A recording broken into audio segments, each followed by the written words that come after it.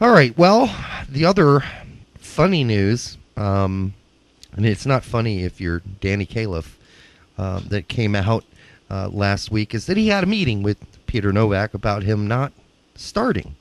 And because you remember, he came out in the press when he didn't start the second game of the season, said, I don't know why I'm not starting. And then Albright was his replacement. And so there was kind of a rift there. And, of course, everybody in Philly, and if there are folks out there who listen to the interview I did on Sunday morning with the Philadelphia Union, the Vuvuzela radio station, then this is going to be a repeat for you. But the fact of the matter is that I don't know how Danny Califf, after a meeting with Novak, can come out and say, I think we cleared it all up. I didn't know I was injured. And then apparently he found out he was injured during that meeting with Novak. And then Novak had the unfortunate nerve to say, and this is a quote, "You have 28 guys in the locker room. It is difficult to explain to the other 17 guys why they're not playing. I would say putting down the lineup sheet and putting out the reserve list is communication with the team." And my point, Brennan, is my ass that's communication with the team. He's your team captain, you idiot. And you have to sit your team captain down and tell him why he's not playing. You don't just throw a list up on the locker and say, well, here are the guys that are starting.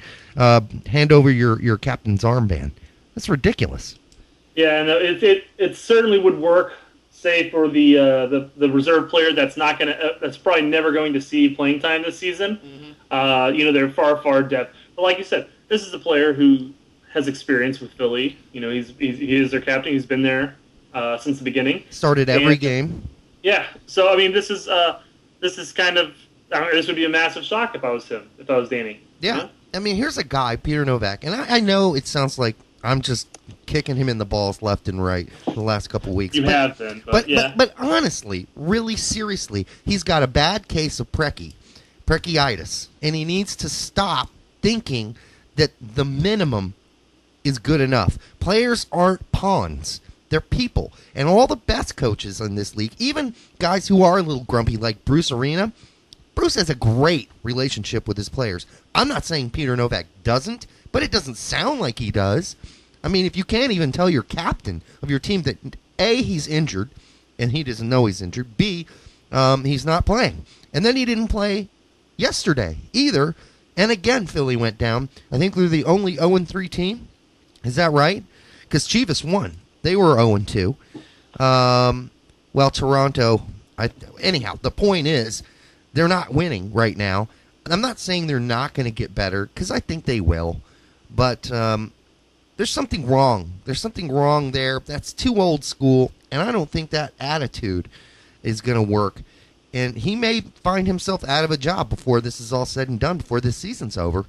I may be jumping the gun. I don't know what you think, but... Well, the lack of communication, is blank comment. Is this communication enough? It screams Latou all over again. Is what it does. It tells me. Absolutely. It's basically the same story.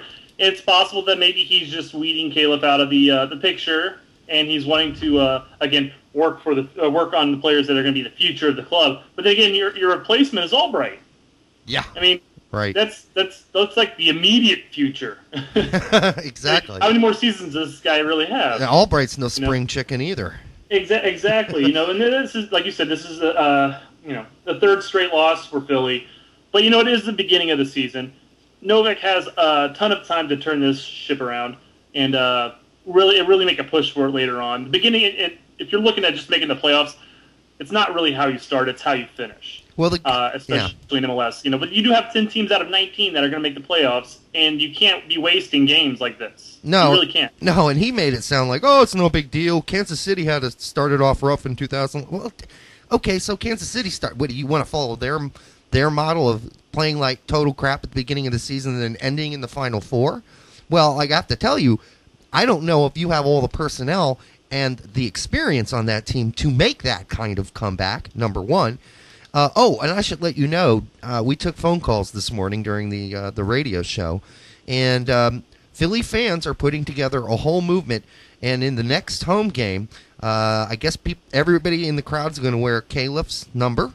Yeah. In support for him, and they're going to have banners with his number on it, and because I understand he may not start yet again, and they all want to show support for Califf. So, and I definitely think that if Philly doesn't see any progression forward as the season progresses, obviously as the season goes on, I definitely think that Nowak could definitely see the door.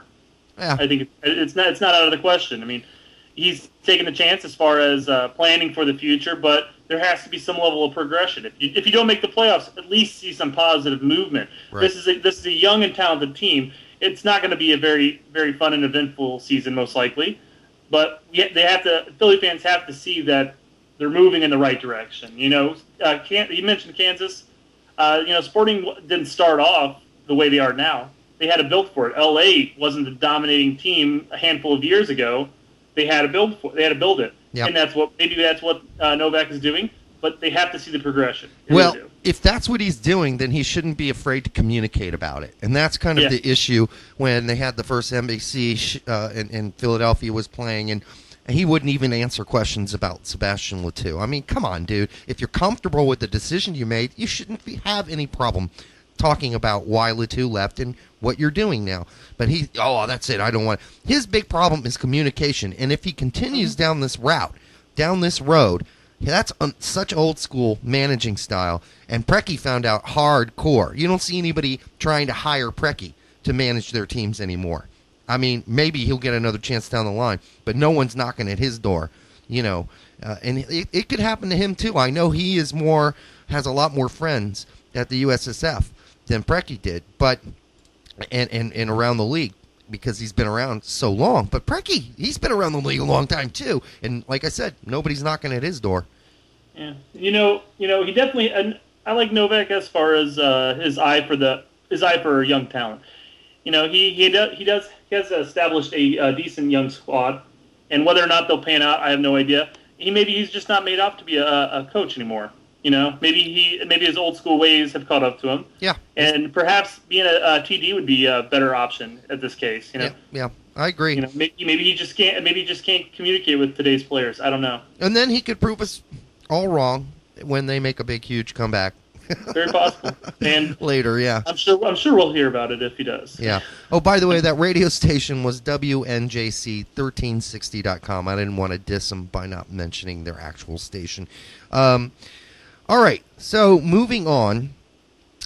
Speaking of Philadelphia, kind of our week 3 or whatever it is right now in MLS in review. Philadelphia is, they're one of the teams that are struggling. New York, they're no longer struggling. They won today 4-1. So let's just talk about the teams that were struggling and finally won. Chivas USA, they were thoroughly outplayed by Real Salt Lake, yet they still won. Chivas had their loan opportunity, and they put it away. Yeah. It's nothing really to say. In my opinion, it was a win, but it was a fortunate win, even at home. It was a great win for Chivas. They needed it. Win. Yeah. They beat one of the top premier teams of the league, in my opinion. Yep. As far as New York's concerned, yes, it was an amazing win. Great to see Cooper and Henry get braces in both in the match. Yep. But it's one match, whether or not this is them turning around and actually improving, I don't know. I'll have to see more games, but they are currently 1-2 right now. Yeah, well, and the thing is, opposite of last year, whenever Marquez played, they couldn't win a game. Marquez played today. He played pretty well. What they did differently, New York did, is they actually moved the ball around quickly. They weren't overly methodic. And Henry didn't have to go all the way back to get the ball to start something.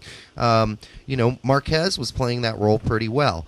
And they got out the ball out wide a lot better and moved it up the wings. So a lot of things looked better for New York. This looked like the New York we were supposed to. But at the same time, Brett, Colorado has no shot if Lorenowitz is out through suspension, and Mascherani, I don't know what injury he has, I hope it's not a concussion, is out as well. I was gonna say Colorado definitely looked disorganized in defense, and missing out on two of your defensive mids will really make a difference. Yeah, I mean their defense, there were so many gaps that Henry just exploited. Yeah, and they got punished for it.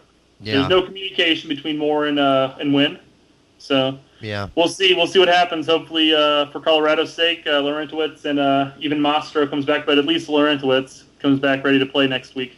Yeah, and I hate the whole cliche of those guys are the straws that stir the drink, if you will. God, I've heard that like 3 times this week. Watching NCAA basketball. Just can people pick another term? Still, if there were 2 straws that were really important for Colorado, it would have been Laurentowicz. It would be Mastroeni. And without those guys, Colorado is just simply not going to be the same team. Even if Cummings played as aggressively and as well as he did today, it's not enough. Missing one player here and then another player in a different position is one thing. But if you're missing, your 2 center of the pitch players who are very defensive minded and they really solidify your defense, it's a major change, a major loss for Colorado. Yeah. So that's why I'm not really putting too much into this game. Colorado's still a good team. When Laurentowicz comes back, we'll see what happens. New York definitely showed improvement, but will they continue with it? I don't know. Yeah. Now, you did mention that you got to watch at least a great portion of the Philly-Chicago game. And people were saying on the Twitter, that McMath made another big, huge mistake. I watched it, a lot of the highlights. I did not see that as a McMath mistake. I think people are just kind of... I think they're blowing it out of proportion from his previous blunders. I think so. I don't think that was fair. No. But on the other hand, your Chicago Fire, hey, they played pretty well. They got a home game, a home opener. It's great to see. 4 points in 2 games. Could have been worse. Yeah. Yep. It's great to see Oduro continuing his scoring streak. That was a hell of a header. Yep. Yeah. Yep. So Papa looked like he had a great game from the parts I saw. Tornaghi came up strong. A couple opportunities at the very end. It just seemed like Chicago sat back a lot towards the end of the game, and Philly could have equalized on a number of occasions, and I thought they were going to. Had me on pins and needles. Yeah, I know. That was kind of nerve-wracking there at the end. It really looked like they might give one up. Oh, by the way, I thought was also funny, and we'll have to add this to the show, but the dog ran into Breck Shea at the zoo prior to the USA v. Canada game, and he took a great picture of that. I'm sure we'll post it up for the show. You saw that, right? Yeah. That was before he got the red highlights we talked about. Exactly. I mean, that stuff went viral. It's crazy.